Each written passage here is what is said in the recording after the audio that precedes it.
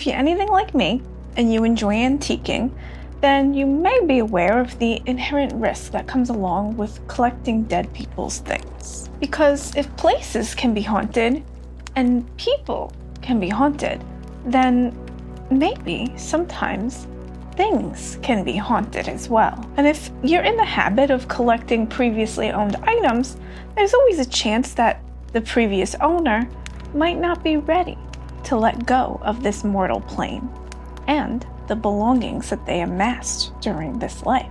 Personally, the chance of taking home a haunted object doesn't put me off antiquing at all. In fact, it kind of makes it more appealing to me. An antique coming along with a spiritual attachment just sounds like a free bonus gift to me. But if anything can change my mind about that, it's today's story. Because in 1970, one family brought home an object with a strange and bloody past. And it came with a dark entity that threw their lives into chaos. Until Satanists came to save the day. Every night is just like Halloween, as rock and roll this graveyard scene. Graveyard rock. I can really feel that I'm about to turn 36 when I just pinched my back, pulling my tights up. Welcome to Granny Story Hour, okay? Articles about this strange story of the paranormal usually start off by saying that Dorina, Dodie Randall, was not like other girls her age. But I'm here to contest that statement, all right? Don't get me wrong. 15-year-old Dodie Randall was remarkable, but she was also just like us. You know what I mean? See, in 1970, when Dodie was just 15 years old, she'd already collected so many antiques that she'd opened her own antique shop out of her parents' garage in Long Beach, California. Dodie was such a successful purveyor of dead people's things that her dad had even built an extension on the garage to expand her shop. It had all started just a couple years prior when Dodie was 13 years old. Her grandma had gifted her an antique German doll, and Dodie was just enraptured by the smooth bisque face of the doll and its two little porcelain buck teeth. Dodie's grandmother encouraged her interest by taking her to antique shops and flea markets and garage sales, searching for more dolls. And soon Dodie wasn't just collecting the dolls, she was specializing in them. Dodie made money to collect even more dolls by repairing rare antique dolls. She would restore their original clothing and accessories, and she was selling and trading these dolls to collect even more. Now, you may think that this story is going to be about a haunted doll, right? No, baby. Because Dodie's interests expanded beyond dolls pretty quickly. She grew to love antiques of all kinds. And even though these articles say that Dodie was not like the other girls, Dodie actually was not alone in her interest. She was quoted in one article saying that she had a group of girlfriends who were all equally interested in antiques and that they would go to estate sales and antique markets together. So Dodie wasn't some kind of loner whose only friends were bisque dolls and Tiffany lamps, okay? In fact, Dodie even said that her and her friends liked to dress up and throw candlelit parties in Victorian dresses. She also describes this 1875 dress that she had that was made out of mohair taffeta with whalebone corseting. It sounds mwah. The girl had taste, okay? So point is, Dodie's cool as fuck, okay? She's into all kinds of cool shit, but eventually her favorite thing to collect became old, dark, carved wooden furniture. I'm talking like, Black Forest style, Victorian, real dramatic shit, okay? And so, one day, in 1970, when Dodie was 15, she went into a local antique store to sell this rare French doll that she had. And while she was there, she saw this ornate, carved wooden, sleigh-style rocking chair. It was exactly her style. It dated to around 1550, which is older than most of the other furniture that she had collected, but it was absolutely covered in these intricate carvings, and she just thought it would look perfect in this maximalist goth Victorian mansion that she dreamed of owning someday. My girl knows what she wants, okay? I love it. But the shop's owner, Marge Lord, wasn't interested in selling the chair. She had just acquired it herself. So she told Dodie that she would only sell it for a sum of around $1,300, which, by the way, if you're wondering how many dollars that equates to in today's late-stage capitalist hellscape, $1,300 in 1970 money translates to about $10,000 today. But that's not the horror story that we're talking about today, baby. Back to the chair. So this chair cost more than Dodie could justify spending, but before she left, She just had to sit in her dream chair for just a moment. And she said that when she slid onto that wooden seat, she felt more than just the chair gently rocking beneath her. She felt a pair of invisible arms coil around her waist, pulling her in, as if trying to pin her against the chair's ornately carved back. Dodie sprang out of the chair and she left Marge Lord's shop without it, but she didn't stop thinking about it. I don't know if this eerie experience made the chair more appealing to Dodie or if she just was obsessed with it despite the fact that something grabbed her when she sat in the chair. But Dodie spent several weeks preoccupied with thoughts of this rocking chair. And then suddenly, out of the blue, Marge Lord called Dodie up and told her that she could have that rocking chair for half the price that she originally asked for it, and that Dodie could also pay in installments if she wanted, just as long as she came for the rocking chair immediately. And Dodie was so elated, she didn't even care that this was a huge horror story red flag. She immediately went to Marge's shop and picked up her dream chair. Dodie placed it in her parents' living room, which was already filled with other dramatic carved wooden furniture that she had collected for her future goth Victorian dicks. Her parents, ever supportive of their bright and creative child, accepted this new addition to the living room. But the trouble with the chair started almost immediately. See, Dodie and her family noticed that no matter how many lights were on in the living room, the corner where the rocking chair was placed seemed perpetually dark and hazy, as if the chair was swallowing up all the light. What's more is, whenever they looked at it, the chair seemed to be shrouded in a kind of haze, as if it were wrapped in some kind of gauzy film. And, of course, it was constantly rocking on its own. One day, Dodie was lying on the floor next to the rocking chair reading when she felt a heavy blackness overtake her. Her vision went murky and her body seized up, and for an indeterminable amount of time, she felt stuck to the floor as if she were pinned by an invisible force. This kind of waking sleep paralysis seemed to last forever, but it lifted just as suddenly as it arrived. And after it was gone, Dodie felt so normal that she tried to convince herself that it was just a dream or a passing sensation, and she tried not to think about it. But a week later, it happened again, only this time, before the blackness overtook her, she saw a pair of hellish yellow eyes staring into her own. And she thought to herself, God help me, I'd rather die than be possessed by this evil. And it was that thought that seemed to banish the entity. Though even after the eyes in front of her disappeared, that heavy feeling continued for a while before ultimately lifting as well. And when it finally lifted, Dodie felt a profound sense of exhaustion, as if she'd just fought some kind of battle. She fell into a deep sleep, and when she awoke, she just felt like her normal self again. But the sense of foreboding that she had felt when she saw those yellow eyes staring into her own didn't go away. She said that she felt it whenever she was in the house, and she knew that the chair was its source. Even the family's dog, a Yorkie named Girl Dog, so cute, even Girl Dog refused to enter the living room, and whenever the family wasn't home, the dog didn't even want to be in the house. It would run out the doggy door as soon as the family left and go over to the grandmother's house next door and knock on the door with his little paw until Grandma let her in. And one day, while Dodie and her mother were sitting in the living room, Dodie saw 2 bats flying around the room. But as she saw these bats flapping to and fro, her mother saw nothing. But soon, Dodie and poor little Girl Dog wouldn't be the only people in the house experiencing symptoms of this haunting. Dodie's mother, her grandmother, and several of their friends were sitting in the living room one day when they saw an eerie light appear over the chair. Later, they heard disembodied tapping all over the walls, a phenomenon that would continue as long as the chair was in the house. Chillingly, the family also began to hear pounding at the front door, though when they'd open it, no one was there. Now, I want to be clear.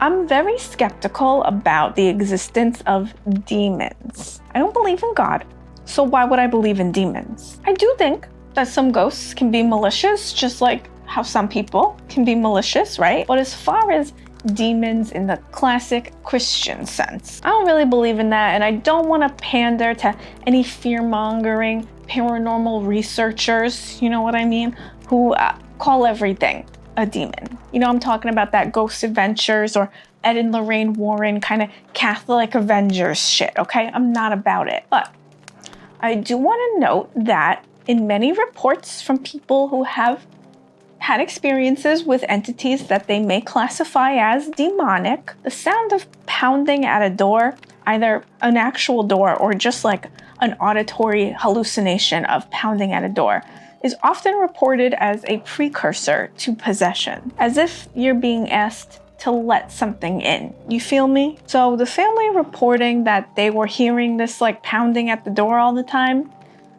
it's kind of creepy, okay? It's kind of creepy. I'll give it that. Then one day, Dodie was in the kitchen helping her mother prepare dinner when the both of them heard the sound of like a scuffle happening in the living room. It sounded like two people fighting. They ran in to find the chair rocking violently. Then they heard an eerie, disembodied laugh and a voice say, "Soon she will be under my power." And then, following this event, Dodie would hear hoarse, heavy breathing in her bedroom at night. Now, no haunting story would be complete without the horror movie dad who refuses to believe the experiences of all of the women in his life. So, enter Dodie's father. He dismissed the notion of the chair being haunted. He told Dodie and her mother and grandmother that they were all imagining it, because of course he did. I mean, what else was he gonna do? Believe that they're able to discern reality with their own eyes and ears, and that when they're telling him that they're experiencing something and that they're saying that this chair is rocking and talking, it means the chair is rocking and talking? No. Ha! As if. They're just a bunch of hysterical women, all right? They're just imagining it. So in order to comfort all of them, Dodie's father, Jim, offered to buy the chair off Jody, saying, you know, if I'm technically the owner, it can't bother you anymore, all right? It'll be in my possession. So Dodie gladly accepted $10 from her father for the sale of the chair, and she even wrote up a little bill of sale to make the transfer of possession official. And after the sale was complete, Jim's hubris got the best of him, and he spoke directly to the chair, saying that it better behave itself or that he was gonna burn it. He then moved the chair out to his work shed, away from the house and his frightened daughter. Just a few days later, Jim was at work gluing Formica to a wall. Very 70s. That's a very 70s look, okay. But for no detectable reason, the can of glue that he was using suddenly ignited and exploded, sending burning glue splattering everywhere. Jim's legs were covered in scorching glue, and he had such severe burns that he spent months hospitalized, getting painful skin grafts to cover all the places where his flesh had been melted away. Now absolutely terrified by the power of this demonic chair, Dodie's grandmother decided to call on a family friend named Nadine, who was a very gifted psychic. So Nadine came and did a reading on the chair. She had a very disturbing vision. Nadine said that she saw a monk standing beside the chair and a second man seated in it. She felt that the man in the chair was a ruthless ruler who had sent many people to their deaths. Nadine had the impression that he was ruling somewhere in Northern Europe, and she was disturbed by the seething darkness of his energy. She was so upset by the impressions that she got from the chair that she informed the family that she would not be able to help them. While Dodie's father remained in the hospital, the chair was kept in the shed. But whenever the family went to retrieve something, they found the chair rocking by itself, and they would hear knocking on the walls and disembodied laughter. So a few weeks after Nadine's disastrous reading, one of Dodie's friends, Bob Anderson, asked to see the chair for himself. Dodie took Bob to the shed, and Bob sat upon the chair. He laughed, telling Dodie that he felt nothing and that he didn't believe the chair was haunted. Why do these dudes keep doing this? Do you really think you're tougher than a fucking demon, bro? The machismo of needing to prove that you're not afraid of something just because a bunch of women are is so toxic masculinity, okay? But anyway, never fear. The demon clapped back. That very same night, Bob got into a horrific, fiery car crash that nearly took his life. And soon after surviving that first accident, he got into a second accident, which he somehow also miraculously survived. And no, It's not just because Bob is a bad driver, okay? It's the chair. Obviously, at this point, the family feels like the chair needs to be gone. They had been hesitant to get rid of it before because getting rid of it meant that it became somebody else's problem, right? But at this point, they were willing to take that risk. But for weeks, they couldn't find a buyer willing to take the chair. Probably because they insisted on informing any buyer that the chair came along with a malevolent entity that might have been the ghost of some kind of bloodthirsty ruler from the 1500s. So Dodie decided that the only person who might be interested in such a chair was the founder of the Church of Satan himself, Anton LaVey. Did you forget the part about how the Satanists come and save the day? This is the part where the Satanists come to save the day. Now, this is the 70s, and Anton LaVey is a very controversial figure, and not for the right reasons, you know, the fact that he was a eugenicist and a neo-fascist. No, it was just the Satanism thing. But Dodie still felt like he was the man to turn to when it came to dealing with this chair, and you know what? She was right. After Dodie wrote to him about her family's ordeal with this cursed piece of furniture, Anton LaVey wrote back enthusiastically, offering to pay $500 for the chair and to arrange for its transportation himself. He assured Dodie that the chair would be no threat to him, telling her that as long as one understands these kinds of entities, it's perfectly possible to live peacefully with them. Which, I'm not gonna lie, I kind of agree with, as loath as I am to agree with Anton Edgelord LaVey. While they waited for LaVey to arrange to have the chair picked up, Dodie's family moved the chair to a storage unit away from their home. Now, the reason that we know so much about this story is because of reporter Mary Estes Smith, who met Dodie when she was writing an article about her for a 1971 issue of Teen magazine, just about her antique collecting, okay?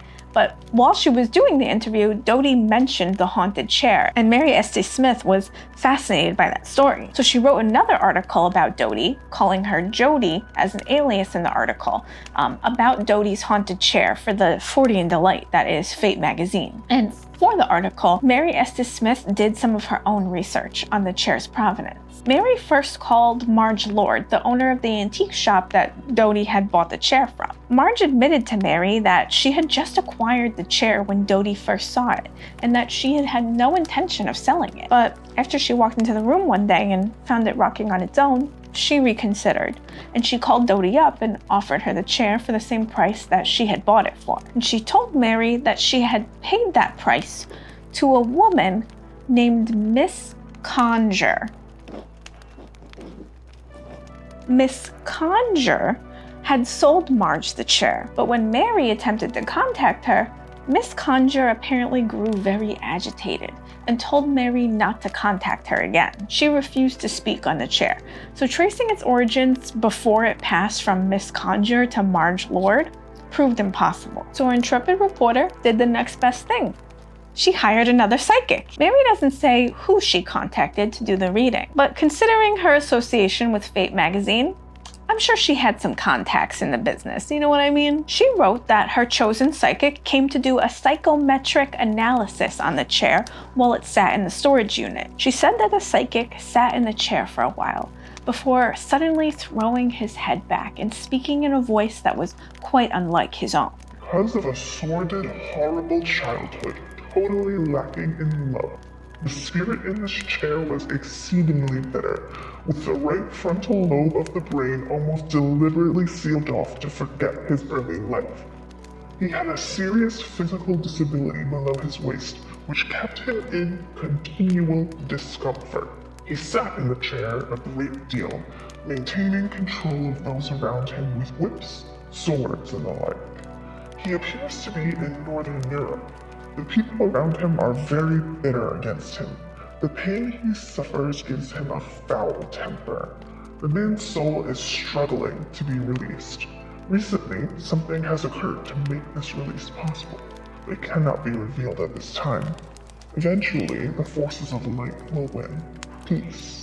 Peace. When the psychic came out of his trance, Mary was fascinated by how similar his vision was to the one Nadine had. She did some digging and she found that the Russian Tsar Ivan the Terrible kind of matched this description. He was a ruthless ruler with a terrible childhood and a physical disability that kept him in chronic pain. However, no further proof could be obtained that the chair had anything to do with Ivan the Terrible. Or any bloodthirsty ruler for that fact. And I'm not sure that I'm really ready to trust the opinion of two psychics on that front. So we'll never know who haunted the rocking chair that tormented the Randall family in the 1970s. And after Mary's article about the haunting appeared in Fate magazine in 1973, I can't find anything about Dodie or the Randall family. So we also will never know if the haunting continued at all after the chair was no longer in the family's possession. As for the fate of the chair itself, I don't know where it is today, but Mary concludes her article by saying that she contacted Anton LaVey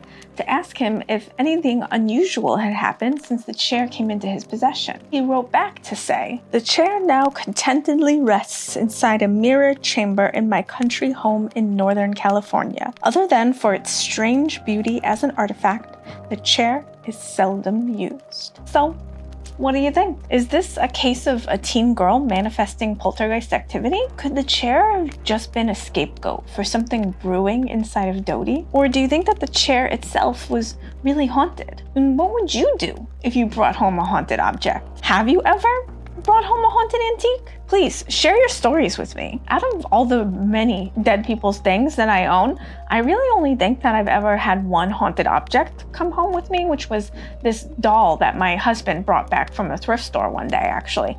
And I call her the mean old lady doll because the first time I ever called her that, she cut my hand. So now that's all I'll call her because that was a real mean old lady thing to do. But that's a story for another time. I love you. Good night.